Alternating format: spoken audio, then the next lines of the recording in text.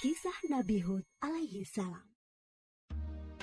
Setelah peristiwa banjir besar berakhir, Nabi Nuh dan pengikutnya memulai kehidupan yang baru dalam keimanan yang tinggi kepada Allah Subhanahu wa Ta'ala, tanpa gangguan orang-orang kafir.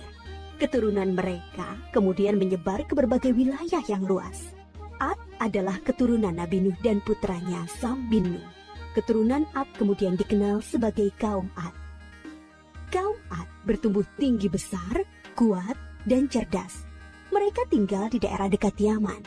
Kaum Ad dianugerahi Allah daerah yang subur, sungai-sungai yang mengalir, kebun-kebun yang luas, dan hasil bumi yang melimpah. Kaum Ad pandai dalam tata kota dan pemerintahan. Mereka mahir membuat bangunan-bangunan tinggi, megah, dan indah dari gunung pasir di puncak-puncak bukit. Mereka juga membuat benteng-benteng yang kokoh dan saluran irigasi dan kolam-kolam. Ternak mereka pun berkembang dengan baik. Dengan anugerah Allah yang luas dan kerja keras mereka itu, kaum Ad menjadi makmur dan lebih maju dari kaum lainnya, serta lebih disegani. Hal ini membuat mereka sombong dan bermegah-megahan. Mereka menilai kemuliaan berdasarkan kekayaan dan kekuasaan.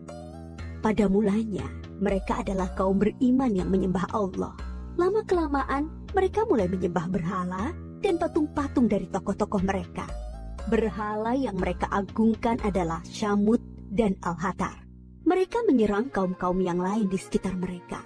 Mereka selalu menang dalam peperangan. Mereka berlaku kejam dan sewenang-wenang terhadap para tawanan.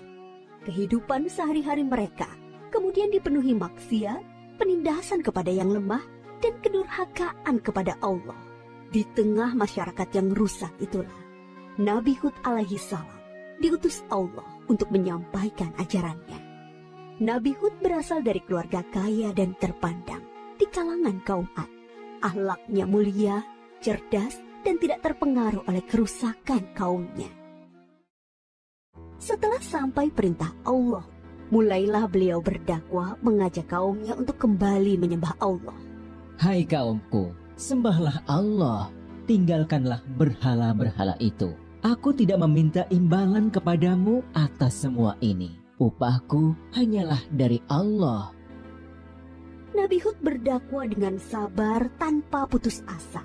Tak henti-hentinya mengajak kaumnya untuk bertakwa kepada Allah, agar mereka terhindar dari azab Allah, sehingga mereka tidak mengalami nasib yang sama dengan kaum Nabi Nuh. Tetapi kebanyakan kaum Ad tidak mau mengikuti ajakan Nabi Hud. Mereka bersikeras untuk tetap menyembah berhala. Mereka menganggap Nabi Hud lemah akal dan gila. Dengarlah Hud, sembahan-sembahan kami telah mengutukmu sehingga engkau menjadi gila.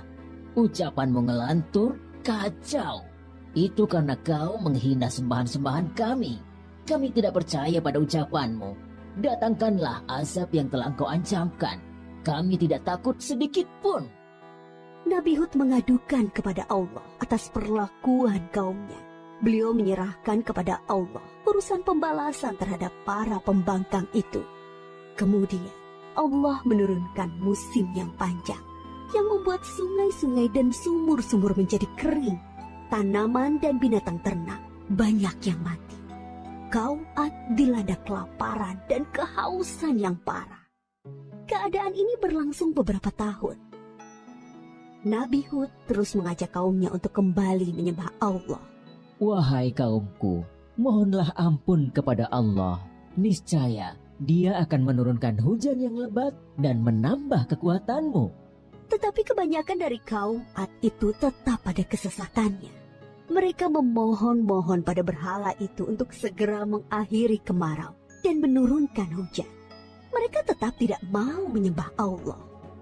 Akhirnya tibalah ketetapan Allah, yaitu azab yang diancamkan kepada mereka. Muncul awan hitam membentang di langit. Gumpalan awan hitam itu sangat tebal dan luas. Orang-orang kafir melihat awan hitam itu sangat gembira.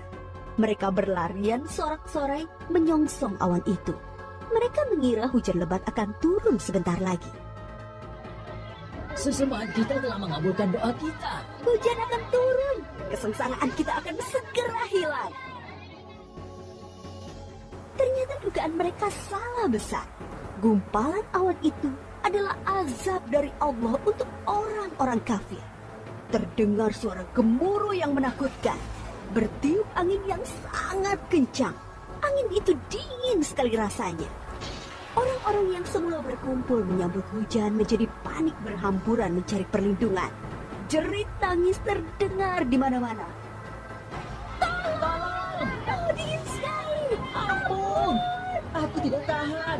Tolong. Orang-orang itu putus asa dan menyesal. Tetapi sudah terlambat. Angin dingin itu bertiup luar biasa kencangnya. Selama 7 hari 8 malam. Menumbangkan apa saja yang dilaluinya. Pohon-pohon, gedung-gedung megah, rumah-rumah, patung-patung, berhala. Semua rusak porak-poranda. Setelah 7 hari 8 malam, topan itu berhenti. Negeri kaum Ad yang megah telah rusak binasa. Mayat-mayat orang kafir bergelimpangan di mana-mana. Tubuh yang tadinya gagah perkasa menjadi seperti batang pohon yang lapuk. Hanya Nabi Hud dan pengikutnya yang diselamatkan oleh Allah dari azab itu. Mereka kemudian hijrah ke Hadramaut, membangun kehidupan baru di sana. Mereka hidup sejahtera dengan beriman kepada Allah Subhanahu wa Ta'ala. Nabi Hud wafat di tempat baru itu. Kisah Nabi Hud mengajarkan kepada kita bahwa kekayaan, kepandaian, kekuatan tubuh yang dibangga-banggakan kaum Ad akhirnya musnah. Kesombongan dan kesesatan kaum mereka mengundang amarah Allah. Kita harus menjadi umat yang maju dan kuat, tetapi jangan meninggalkan keimanan dan ketakwaan kepada Allah.